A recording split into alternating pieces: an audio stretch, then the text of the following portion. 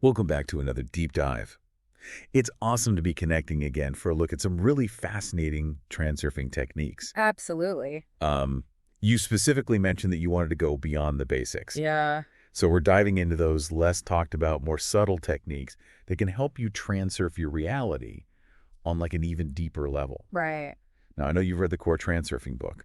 So you're familiar with reality as this space of alternatives. Yeah. It's not a fixed path, Right. but a vast, multifaceted reality that Yeah. we can choose from. Yeah, it's a pretty big shift for a lot of people, I think. Absolutely. And remember that analogy of the water flowing through a pipe? Yeah. That water, right, that represents the space of alternatives. And then the ice crystals that form represent individual realities. Yeah, I like that analogy. So in this deep dive, Yeah. we're going to focus on some of the less-known techniques like Okay. slides, the rustle of the morning star, and the old man and the riddle. These are all about helping you consciously navigate that space and shape your reality. It's like fine-tuning your ability to surf those waves of potential. I love that. Okay, so let's start with slides. Right. Now, we know that basic transurfing emphasizes visualization, but slides kind of take it a step further. Yeah. It's about creating a vivid mental picture of your desired reality Yeah. and experiencing it with all your senses as if it's already happening. It's like stepping into a movie screen, playing out the reality that you desire. Oh, wow. You're not just watching it, you're in it. Yeah. You feel the emotions, you hear the sounds, you even smell the scents. But it's way more than just daydreaming. Yeah. You're actually creating a blueprint for your reality. Exactly. And remember that the book suggests visualizing the goal in the morning, Right. sending it out, Yeah. and visualizing the process of materialization in the evening, deciding that it's happened. It's so fascinating how this connects with that psychological idea of priming. Studies have shown that when we repeatedly visualize ourselves performing an action, Right. our brains actually start to fire in the same way as if we were physically doing it. Yeah, that's a great point. So you're essentially training your mind to accept the desired reality as something that's already in motion. Yeah, it's no longer a maybe, it's a when. I love that. Okay, so this reminds me of a story from one of the sources. Okay. There was a man walking along the beach, and he sees the sea getting rough. Oh. And so he simply writes, calm yourself in the sand. Wow. And get this, the sea actually calms down. Wow. What do you make of that? That's a perfect example of how our inner state can influence our outer reality. Right. He didn't try to control the sea with brute force or anything like that. Yeah. He shifted his own energy, his own perspective, Yeah. and the sea responded. So slides are working in a similar way then. Yeah. By creating this clear, vivid picture of our desired reality. And infusing it with our intention, we're sending a powerful signal out to the space of alternatives. Yeah, it's like tuning into a specific radio frequency. Okay. You adjust the dial until you find the station you want, and then suddenly the music comes through loud and clear. But it's not about, like, forcing things to happen. No, not at all. It's more about aligning yourself. It's about aligning yourself with the reality you desire. Okay. So it's about letting go of that resistance. Yeah. And allowing things to unfold naturally. Exactly. Okay, so that brings us to the rustle of the morning star. This one sounds kind of mystical. It does, doesn't it? But it's really about tuning into something that we all have access to, our intuition. Okay. That subtle voice inside. Those intuitive whispers that can guide us toward our desired reality. But how do we distinguish those whispers from all the mental chatter Yeah, it takes practice. and noise we experience every day? One tip that Zealand gives is to ask yourself, Okay. why do I suddenly want to do this? When you notice a seemingly random impulse, pause and consider. Yeah. Could this be my intuition nudging me in a particular direction? So it's about paying attention to those subtle cues and gut feelings that we often ignore. Exactly. Think of it as learning to recognize the melody of your intuition amidst all the other noise. Okay. It might start as a faint whisper, but with practice, it becomes a clearer, more recognizable song. That's a beautiful way to put it. Thank you. So slides are about setting a clear intention with vivid visualization. And the rustle of the morning star is about tuning into our inner compass, our intuition. Right. And then we have the old man of the riddle. All right. This sounds really intriguing. What's this? It's all about?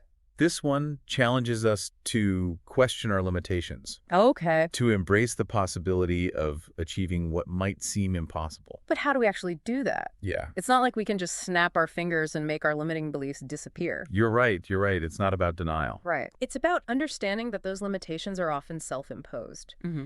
Zealand uses the example of iron ships. Right. Before they existed, people thought it was impossible for iron to float. Right. But somebody challenged that belief, built an iron ship, Yeah. and suddenly the impossible became possible. So it's about recognizing that what we believe to be true might not actually be true. Exactly. And the old man and the riddle is a call to step outside of those mental boxes that we've created for ourselves. Right. It's about embracing the what-if mentality. Okay. What if you could achieve that goal that seems so out of reach? What if the limitations you perceive are merely illusions? So it's about shifting our perspective, opening ourselves up to new possibilities. Exactly. But how do we put this into practice? Instead of focusing on why something can't be done, Okay. ask yourself, what if it were possible? And then explore the steps you would need to take if those limitations didn't exist. You might be surprised by the creative solutions that emerge. It's like playing a game of Imagine If Yeah. and just seeing where that imagination leads us. Exactly. And that leads to another fascinating concept that Zealand introduces, Right. the hank of strings. Oh, Imagine a tangled mess of yarn. okay. Seems random, but if you follow one strand, Yeah. it leads you through that maze in unexpected ways. Right. That's how our path to our goals can unfold through seemingly random steps that ultimately lead to amazing outcomes. That's a really cool visual. Thanks. That reminds me of a story in the source material about a student who was struggling with physics. Oh. He's trying to solve problems using traditional methods, but nothing's clicking. And then he decides to just trust his intuition, let go of the rules, Wow. and suddenly the solutions come effortlessly. It's a perfect illustration of how sometimes the most unconventional approach can be the most effective. Yeah. He stopped trying to force the solution Right. and allowed it to reveal itself. So we've got these three powerful techniques. Yeah. Slides, the Rustle of the Morning Star, and Yeah. the Old Man and the Riddle. Right. They all seem to work on different levels, They do. but they all tie back to this idea of consciously shaping our reality. And what's interesting is that these techniques aren't meant to be used in isolation. Right. They work best when they're combined, Yeah. creating the synergistic effect. I'm really curious to explore how that synergy plays out in practice. Me too. But before we dive into that, I just want to make sure we haven't lost anyone in the weeds. Right. This is all about creating on a deeper level, right? Okay. Transforming not just our external circumstances, but also our internal reality. Exactly. But what does that actually look like in everyday life? That's a great question, and that's where another key principle comes into play. Yeah. Reducing importance. Ah, Reducing importance. it's about detaching from the outcome, Okay. letting go of that need to control how things unfold. Now, reducing importance is a big deal in transurfing, but I have to admit, I still kind of struggle with it. Yeah. How do we actually do that? Especially when we're dealing with things that are so important to us. It's definitely a practice. Yeah. And it's not about becoming apathetic or anything like that. Yeah. It's about shifting your focus from the end goal Okay. to the process itself. Instead of obsessing over the destination, Yeah. find joy and fulfillment in each step along the way. So it's like enjoying the journey, not just the destination. Exactly. But what about those inevitable moments when we get caught up in the drama? Right. When we start worrying about things not working out? Yeah. How do we reduce importance in those moments? That's where awareness comes in. Okay. It's about noticing those thoughts and feelings as they arise and gently redirecting your attention. Okay. Remember that analogy of the stream? Yeah. When we see a blockage in the stream, Yeah.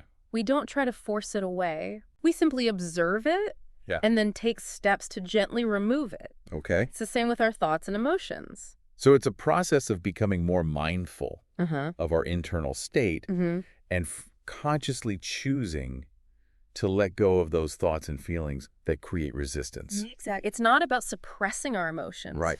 but rather allowing them to flow through us without getting attached.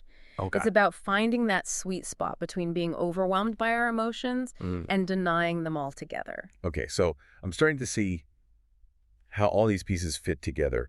Reducing importance, Yeah. cultivating awareness, and maintaining that inner balance or equilibrium, Yeah, equilibrium is key. as Dylan calls it. When we're balanced, Yeah. we're not swinging back and forth between those emotional extremes. Right. We're grounded and centered, which allows us to navigate the space of alternatives with more clarity and intention. This is making so much sense. Good. So how do we cultivate that sense of equilibrium? Does it mean we have to become like some kind of emotionless robot? Definitely not. Okay, good. It's about understanding that emotions are energy, and energy needs to flow. When we suppress our emotions, we create blockages in that flow. But when we allow ourselves to feel them fully, without judgment, they can move through us and release. So it's about being present with our emotions, but not letting them control us. Exactly. It's about becoming the observer of our own inner world. Okay. Witnessing our thoughts and feelings without getting swept away by them. Okay, I'm starting to see how all of these concepts work together. Right. Reducing importance, cultivating awareness, maintaining equilibrium. Right. They all create the foundation for using those advanced techniques more effectively. Absolutely. And that's what we'll explore further in the next part of this deep dive. So when we bring those principles of reducing importance, awareness, and equilibrium into our practice of slides, the Rustle of the Morning Star, and the Old Man and the Riddle, that's when we really start to create on a much deeper level. It's like we're adding rocket fuel to those techniques. Exactly. Our slides become more potent because we're not clinging to the outcome. Right. Our intuition becomes clearer because we're not clouded by fear and doubt. And we're more open to embracing the impossible because we're not limited by our preconceived notions of what's possible. So it's like we're creating this fertile ground for our desires to manifest. We're not forcing, we're allowing. Precisely. It's a shift from being a passive recipient of whatever life throws our way to becoming a conscious co-creator with the universe. I love that. Yeah. But I'm also curious about the role of action in all of this. Yeah. You know, we can visualize all we want, but at some point, don't we need to actually do something? That's a great question, and it's something that a lot of people wonder about with transurfing. Yeah. It's not about sitting on the couch and expecting things to magically appear. Right. Action is definitely important, but it's not the driving force. So if action isn't the driving force, what? Intention. Okay. Our intention is what sets the direction, what guides our actions. Yeah. And when our intention is clear, the actions often unfold effortlessly, naturally. So it's like we're setting a sail and letting the wind carry us towards our destination. That's a perfect analogy. Right. It's about aligning our energy with our desired reality and then taking inspired action. The actions might seem small, even insignificant at times. Right. But when they're guided by a clear intention, they can have a powerful ripple effect. This reminds me of something Zealand talks about, following the signs. Yes. He says that when our intention is clear, the universe will start presenting us with opportunities, with those little nudges in the right direction. Yeah, little breadcrumbs leading us along the path. It's up to us to pay attention and act on them. Exactly. Sometimes those breadcrumbs come in the form of unexpected encounters. Synchronicities, or even what might appear to be obstacles. Speaking of obstacles, how does transurfing deal with setbacks and challenges? Yeah. Because let's face it, life isn't always smooth sailing. Absolutely not. But in transurfing, challenges are seen as opportunities for growth and course correction. Okay. Remember that reality is like a mirror reflecting back our inner state. So when we encounter an obstacle, it's a chance to ask ourselves, what belief or attitude within myself might be creating this experience? So instead of seeing it as a failure, we see it as feedback. Exactly. It's an opportunity to adjust our sails. Exactly. And this is where that principle of reducing importance becomes so crucial. Okay. When we're attached to a specific outcome, Yeah. setbacks can feel devastating. Right. But when we detach from the need to control how things unfold, we can approach challenges with more curiosity and flexibility. It's like that saying, what you resist persists. The more we try to force things to go our way, the more resistance we create. Yeah.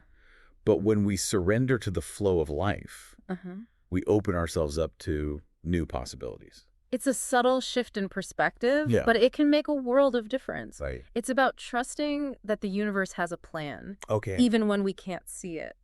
This is all starting to click for me now. Good. Transurfing isn't just about manifesting material things. Yeah. It's about transforming our entire reality, both internal and external. Right. It's about becoming the conscious creators of our own lives. And as we go deeper with these techniques, we realize that it's not just about creating the life we want. Okay. It's about becoming the person that we're meant to be.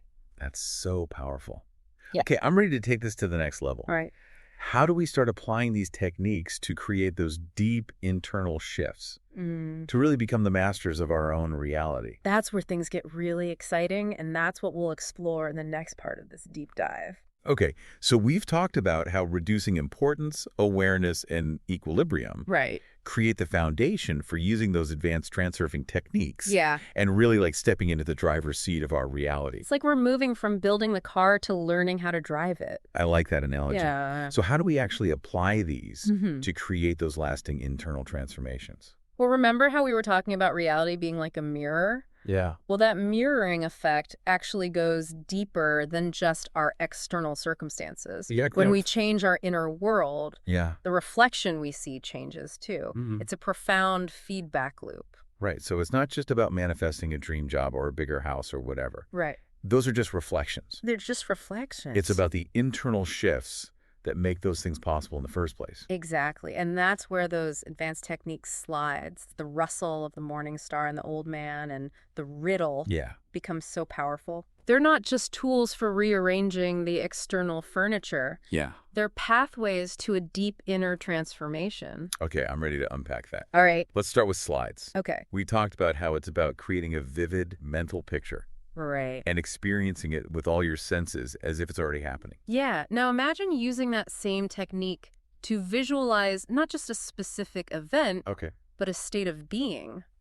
Instead of picturing yourself getting a promotion, picture yourself feeling confident, capable, and deserving of success. So it's like visualizing myself embodying the qualities that would lead to that promotion. Precisely. You're not just creating a picture of a future event. Yeah. You're essentially building a new self-image. Okay. And by repeatedly immersing yourself in that visualization, you're reprogramming your subconscious mind to align with that image. It's almost like we're using slides to rewrite the internal script of who we believe ourselves to be. That's a great way to put it. And as you practice this, you'll likely notice these subtle shifts in your thoughts, your feelings, and behaviors.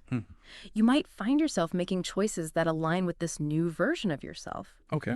Almost as if you're being guided by an inner compass. Which brings us to the Rustle of the morning star. Yeah. We talked about how it's about tuning into our intuition. Right. That subtle inner voice that can guide us towards our desired reality. Exactly. But how do we cultivate that intuitive knowing on a deeper level? Yeah, that's a good question. As we reduce importance, our intuition naturally becomes clearer. Right. Because we're less clouded by fear and doubt. Yeah. It's like we're clearing static from a radio signal. Allowing that inner guidance to come through more clearly. So it's not just about listening to those whispers. Right. It's about creating the space for them to be heard in the first place. Exactly. And as we learn to trust those intuitive nudges, we start making choices from a place of deep inner knowing. Rather than just reacting to external circumstances. It's starting to feel less like forcing our will on reality. Yeah. And more about surrendering to a deeper wisdom that's already within us. That's a beautiful way to describe it. Yeah. And that sense of surrender also ties into the old man and the riddle. It's about letting go of that need to know how things will unfold. To trust that the universe has a plan that's even grander than we can conceive. So it's not just about setting these ambitious goals. It's about expanding our perception of what's possible. Exactly. Releasing those deeply ingrained beliefs about our limitations. Precisely. It's about embracing the mystery and trusting that even when things seem to be going wrong, there's a deeper intelligence at play that's guiding us towards our highest good. This whole conversation is making me think about that quote from Einstein. Oh, yeah. The intuitive mind is a sacred gift, and the rational mind is a faithful servant. We have created a society that honors the servant and has forgotten the gift. Wow. It feels like transurfing is about reclaiming that sacred gift. I love that quote, and I completely agree. Yeah. Transurfing encourages us to honor both our intuition and our rational mind. Right. To use them in harmony as we navigate the space of alternatives. This has been such an incredibly insightful deep dive. It has been fun. I feel like I've gained a whole new understanding of transurfing as a path to not just creating the life we want, but becoming the people we're meant to be. And remember, it's a journey, not a destination. Right. The real magic happens when we embrace the process with curiosity and a sense of playfulness. Allow yourself to experiment, to trust your intuition, and to celebrate even the smallest victories along the way. That's a beautiful reminder. Thank you. And as we wrap up this deep dive, I want to leave you with one final thought. Okay. If you could transurf any aspect of your reality right now, what would it be? And what seemingly impossible action would you take to make it happen?